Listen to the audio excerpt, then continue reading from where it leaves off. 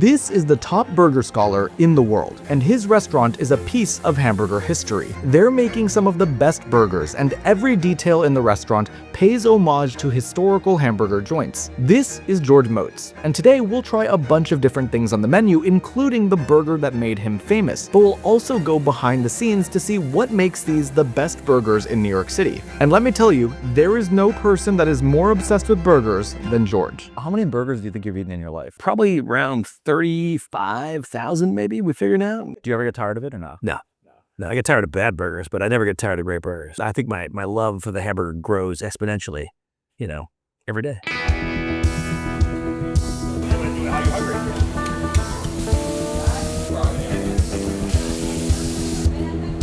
When you walk into Hamburger America, you're walking into a piece of hamburger history, living hamburger history. So you can walk in here and you can get a great burger that's historically accurate. We don't pretend to make things up. Everything we do here on the menu is something that is based in hamburger history. Everything you see in the restaurant, everything, all the pictures, the walls, all the woodwork, everything here is all indicative of something that I've seen and researched in the world of hamburgers in America and beyond, really. Hamburger America was started in late 2023, and since then, the reception has been immense. Pretty much every major news outlet has given it praise, saying it's revived the original American burger, and with some even saying it's the best burger in the US. But can something seemingly so simple truly be that delicious? Later on, we're gonna see how these burgers are made and if they're worth it, but I first wanted to learn how and why George originally focused on hamburgers. It actually started because I made a film about hamburgers started in year 2000, so 25 years ago. And I started working on this film just for fun. And I was just trying to make a film because I was a filmmaker and I was trying to find a good subject. It just happened that nobody had touched hamburgers, so I decided to try it. Well, I discovered that at the beginning, when I first started doing research 25 years ago, that people who were making hamburgers didn't really truly understand their own significance, their own importance. That they were just happy to be making hamburgers, making some money, putting their kids through college on hamburgers, that were continuing on their parents, their grandparents' legacy. Multi-generational hamburger restaurants exist out there to this day, and I don't think 25 years ago they were taking themselves very seriously. No one had ever looked at the hamburger as a piece of culinary importance in America, and I decided I would be that guy. One of the most interesting things about Hamburger America is how simple everything is, but for George, simplicity is key. Simplicity is the number one component to a great burger. The earliest burgers in America were cooked quickly. So it was a portioned ball of beef that was smashed with the back of a spatula and just done for speed. So we have two basic burgers in the menu. We have what I call the classic smash, which is, everyone's seen a Smashburger these days, and it's not a trend. It's trendy now, but it's not new. It's not a new trend. It's been around literally since the dawn of the hamburger, the Smashburger. So we have a classic smash, which is a 3-ounce ball of beef, portion ball of beef that is smashed on a flat top and served with nothing more than cheese on a toasted buttered bun. That's it. You can add to it what we call all the way. Our version of all the way is what I also like to call the Midwestern trilogy, the mustard pickle onion. 3-ounce ball of beef, that little cooked patch comes with little sticks at the bottom of the spatula here. And a round ball of beef should make a round patty, but that takes a lot of practice. We had a metal shop in Argentina that made these for years. It's 1 pound of 12-gauge stainless. It's a 5-part construction with some good stainless welding, but it's called Smashburger, yeah. And then so we use Lowry seasoned salt, which is no secret. It's a great salt though. It has a little bit of everything in it. People get freaked out by American cheese. You should be freaked out by bad American cheese. It's the best. It's designed, it's engineered to melt, so it's great for a burger. First up, we got the classic.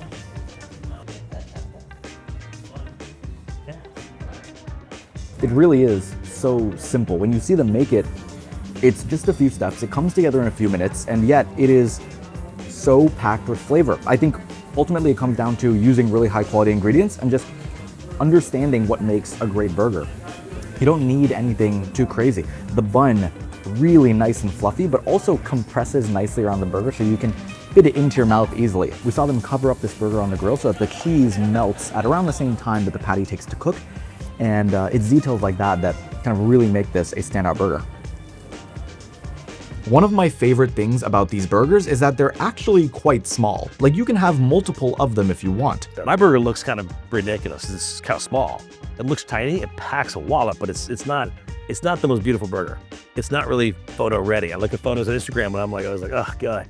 You know, it's not ready for photos. You know, you can make double and triple and a quadruple, but it's not, you know, that's not my burger, you know. It's about the taste. Yeah, it's about the taste. Now we're gonna try their most famous burger later on, but one of the things that George wants people to know about burgers is just how diverse they are. And I'm not gonna lie, when you get him talking about burgers, you really start to see just how much he knows about this food. People don't really realize how regionally diverse the hamburger can be and has been over the past 100 years. When it became a staple of the Midwest, the sort of progenitor of the hamburger, which is basically chopped cooked beef served on bread. That's the definition of a hamburger. Once the burger was established in the Midwest, people started to put their own spin on it. Take the butter burger, for example, which was invented probably 70 years ago when someone took a classic American hamburger and put a ton of Wisconsin butter on there. You know, if you go down south, there were hard times in the turn of the century, and what they would do is they would extend their meat supply by taking yesterday's buns or bread and crumbling it into the beef.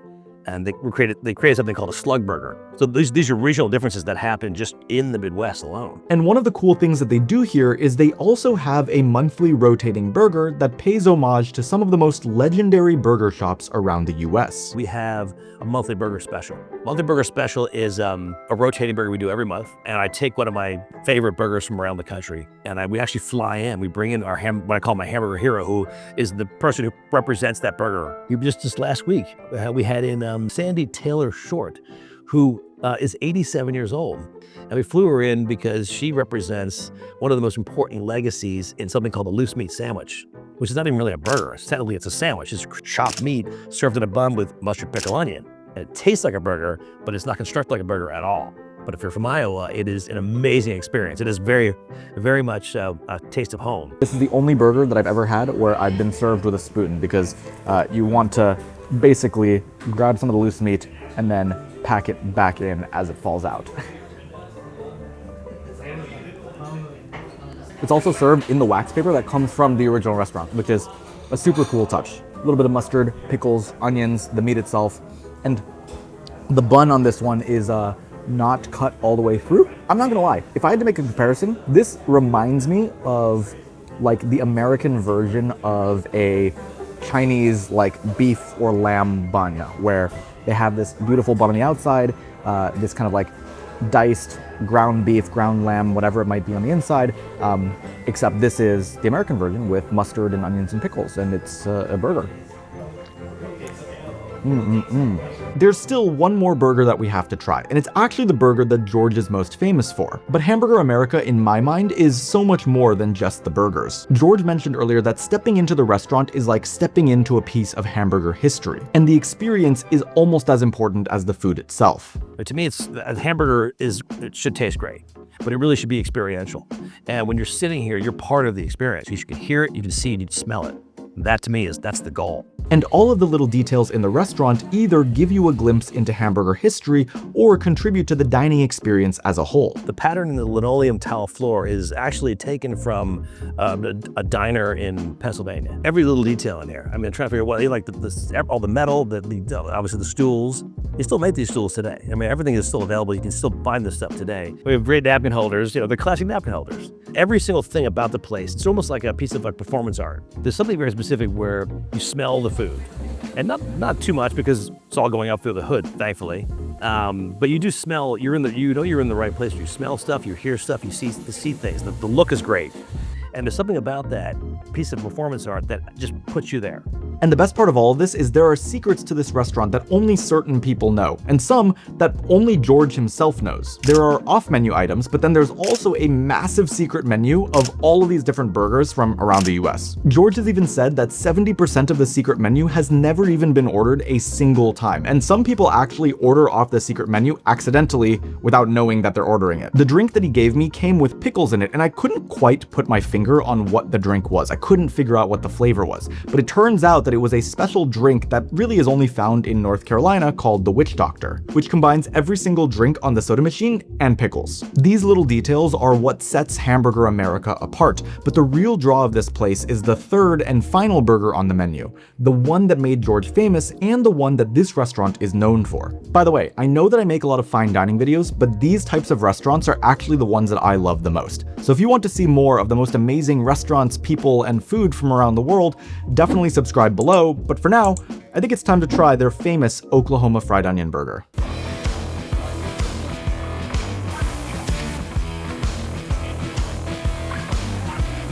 The other burger I have on the menu was the burger that kind of made me famous, which is specifically the Oklahoma fried onion burger, which is a science experiment at its greatest moments. It's 5 ingredients: sweet onion, obviously beef, bun, cheese, and salt, and that's it. People say, oh, there's a sauce on there. I was like, no sauce. It's literally just, grease is a condiment.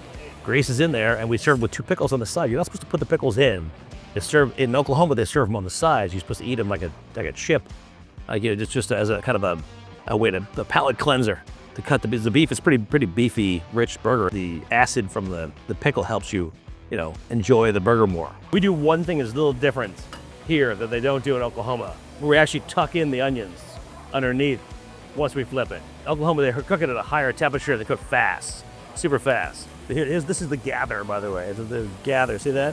I can lift it up and gather the onions, put them underneath so they don't burn too badly. You want them to cook. You want them to be at the point where they're almost burnt, but they're not. It takes about 6.5 to 8 minutes, depending. Beef steam is melting the cheese and then softening the bun. The stuff that's heavier is going down and obviously caramelizing the onions. Now we have the burger that made George famous, this Oklahoma fried onion burger. I'm excited for this one.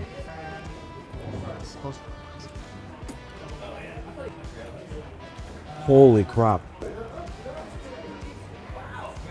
I mean, you can just see how thinly the onions are sliced and how thinly they're put into this burger.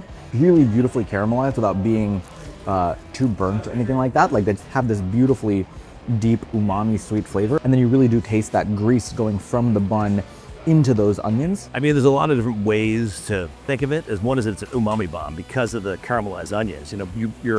When you cook this burger, you're cooking the burger in rendered beef fat.